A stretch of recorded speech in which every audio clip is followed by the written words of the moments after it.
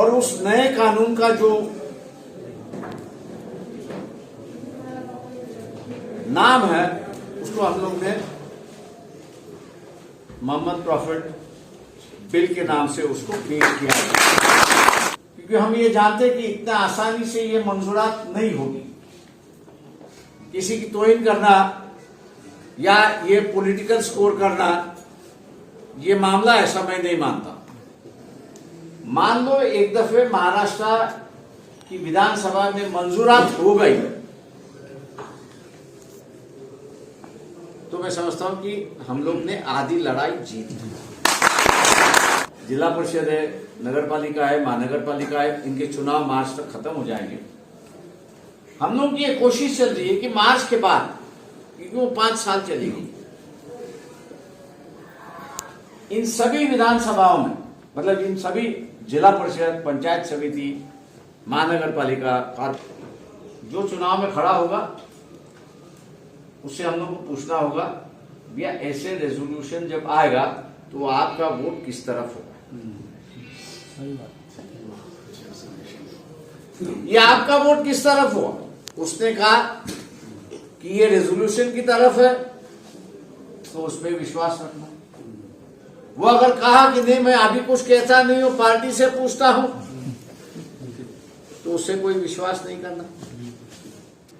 कि अगर हम लोग ने जो आने वाले चुनाव में है इस बिल के फेवर में जो है उनको ही भेजा, तो मैं ये मान के चलता हूं कि अक्टूबर तक, नवंबर तक, दिसंबर तक, क्योंकि 2-3 सेशन किसी एक बिल को, मतलब मान लो जो बिल हम लोग ने पेश किया है उसको कानून में तब्दीली करने के लिए 3 सेशन लगते हैं उसमें। एक मुसलमानों को जितनी तकलीफ नहीं है उतनी हिंदुओं में जो सेक्युलर भूमिका ले रहे हैं उनको तकलीफ है। टॉर्चर कई सालों में राजनीतिक सामाजिक आंदोलन हम लोग चलाते रहे,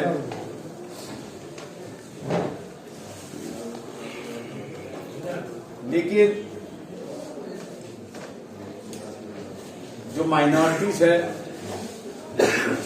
उनकी सुरक्षा की बात जो होती थी कोई रास्ता नहीं दिखाई दे रहा।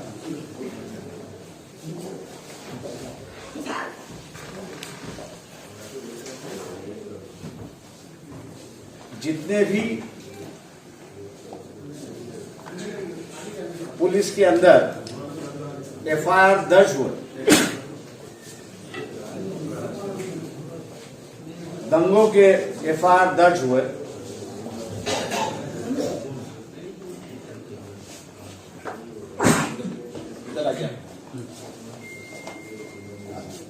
उन सभी में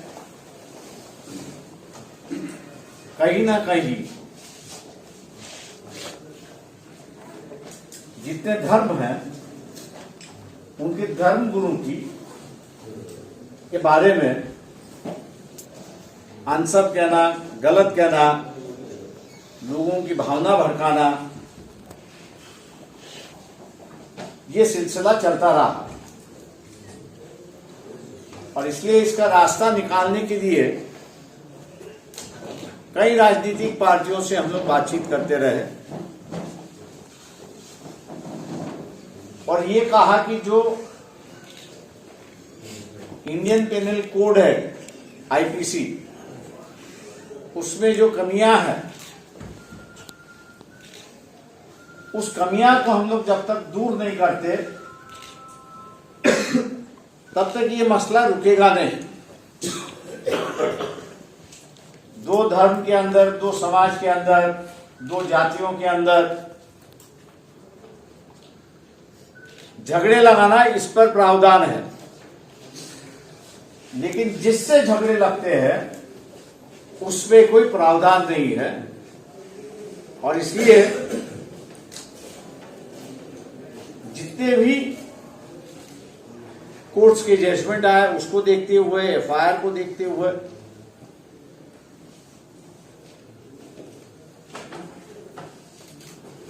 नतीजे पे हम लोग को क्या है कि एक नया कानून बनना चाहिए।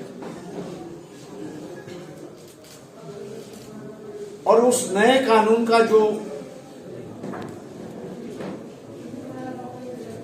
नाम है उसको हम लोग ने मोहम्मद प्रॉफिट बिल के नाम से उसको पेश किया है। हमारे जो सहयोगी है, क्योंकि हम ये जानते हैं कि इतना आसानी से ये मंजूरात नहीं होगी। मैं किसी पार्टी का नाम नहीं ले रहा हूं, कि उचित नहीं मानता हूं, क्योंकि ये बिल जो है ये मंजूरात करके लेना है। किसी की तौहीन करना या ये पॉलिटिकल स्कोर करना, ये मामला ऐसा मैं नहीं मानता। एक भावुक मामला है जिसके ऊपर से कहीं जाने गई है, इस देश की एक समस्या बनते जा रही है, बनाई जा रही है, ऐसी एक परिस्थिति है, उससे एक रास्ता हम लोग वहां पर निकाल रहे हैं। हम लोग उम्मीद यही करते हैं कि इसको जब पेश करने की बात आई तो महाराष्ट्र में दो है, एक विधान सभा है और विधान परिषद है। जो कुछ विधानसभा में, मतलब जहां से हम चुन के मेंबर भेजते हैं, वो 5 साल के लिए चलती है। उस 5 साल के अंदर जो कारोबार होता है वो मंजूरात होता है, जो बचता है वो खत्म हो जाता है, वो उसको दोबारा रिवाइव नहीं किया जा सकता। इसलिए सोच समझकर हमने कहा कि विधान परिषद जो है ये कभी बर्खास्त नहीं होती, ये सालों साल चलती रहती है। और इसलिए वहां के कपिल पाटिल विधान परिषद के जो सदस्य है, उन्होंने उस बिल को पेश किया। पेश करते वक्त भी कहीं ना कहा कि आप मत पेश करिए, सरकार इसको करेगी। तो हमने कहा कि सरकार करेगी तो हम स्वागत करते हैं। तारीख दो, कौन से महीने में पेश कर रहे, कौन से सेशन में आप पेश कर रहे हो, चर्चा तो चलती रहेगी। आप जब तक ये 3 बातें हमको नहीं बताते तब तक हम इसको रोकने वाले। पेश हो गया। अब ये जो छोटा अधिवेशन हुआ, 3 दिन का अधिवेशन हुआ, उसके पहले दिन इस पर चर्चा होनी थी, लेकिन 3 दिन का सेशन होने की वजह से सरकार ने यह कहा कि अगला सेशन जो अभी मार्च का होगा, जो बजट सेशन होगा, जो 1.5 महीने का होगा, उस बजट सेशन में इस पर अपन चर्चा करके निर्णय क्या ले सकते हैं, ये सबसे बड़ी बात है। मान लो एक दफे महाराष्ट्र की विधानसभा में मंजूरात हो गई तो मैं समझता हूं कि हम लोग ने आधी लड़ाई जीत ली।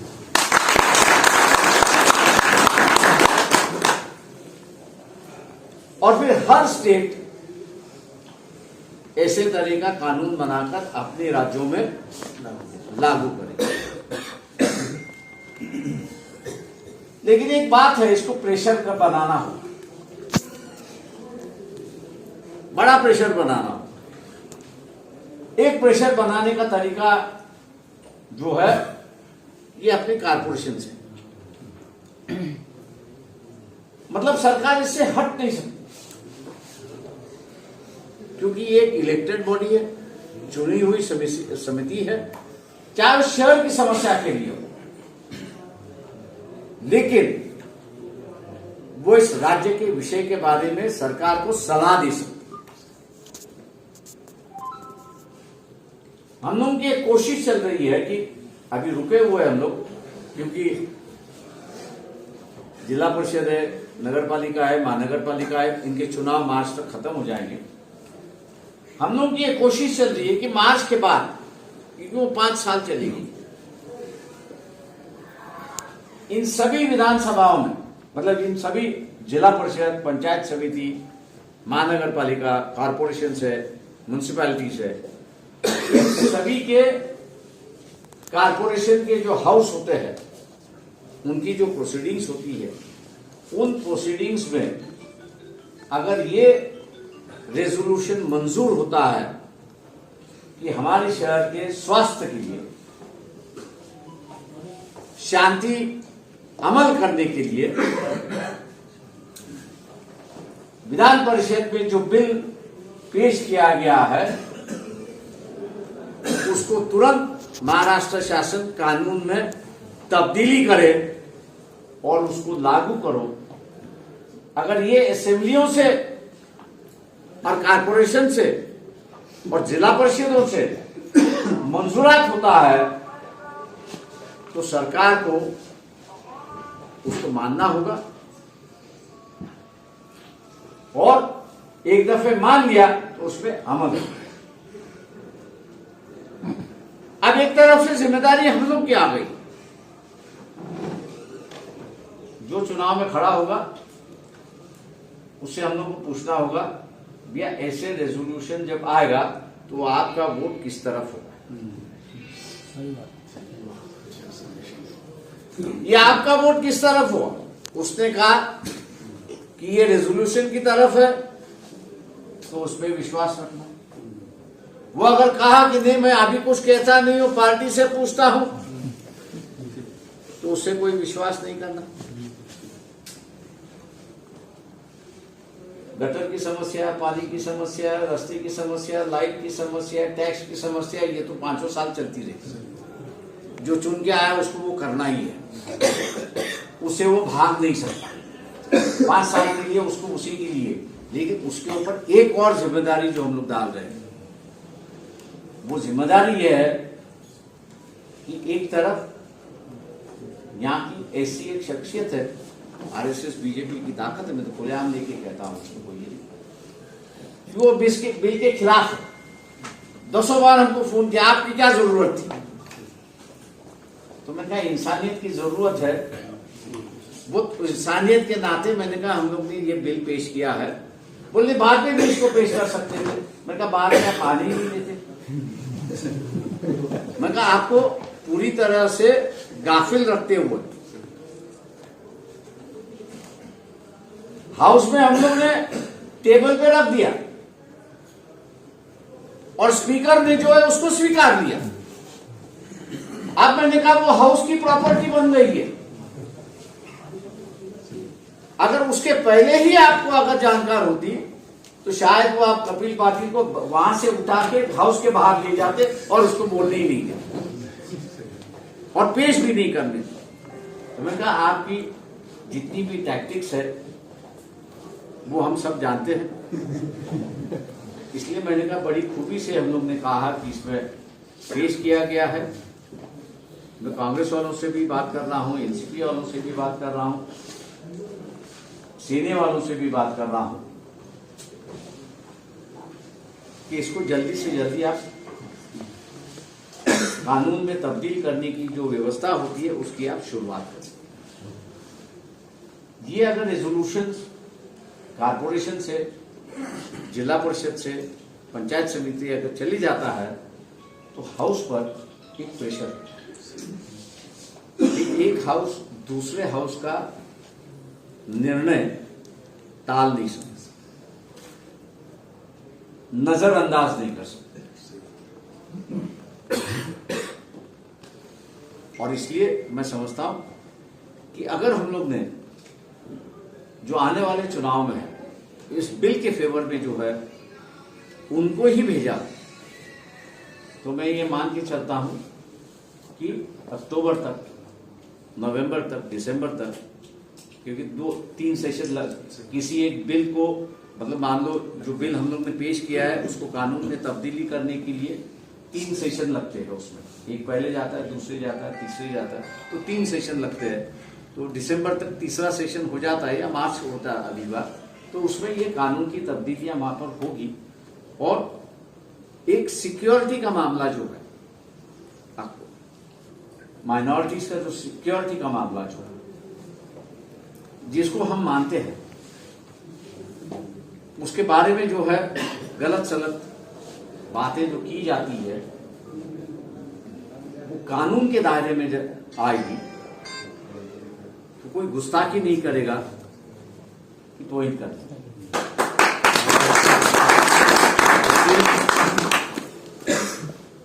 हम लोग की ये पार्टी की ओर से कोशिश रहेगी कि इस बिल को असेंबली में चर्चा के लिए लिया। वहां के स्पीकर से भी मेरी बातचीत हो गई। उन्होंने कहा कि हम लोग इसको वक्त देंगे, पहला मूड देखेंगे, मंजूरात हो सकता है या नहीं हो सकता है, क्योंकि वहां 288 मेंबर है, मंजूरात करने के लिए 144 सी है। तो एक तरीका होता है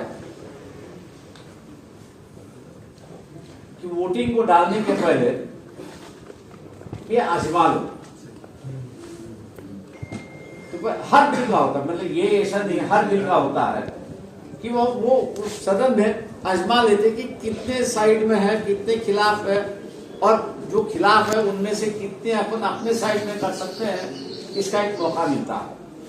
तो हो सकता है कि मार्च में जो है वो शायद पता चलेगा कि कितने खिलाफ है और कितने इसके फेवर में है, और फिर अगले दिसंबर तक इसके कानून में तब्दीली होने की प्रक्रिया शुरुआत होगी।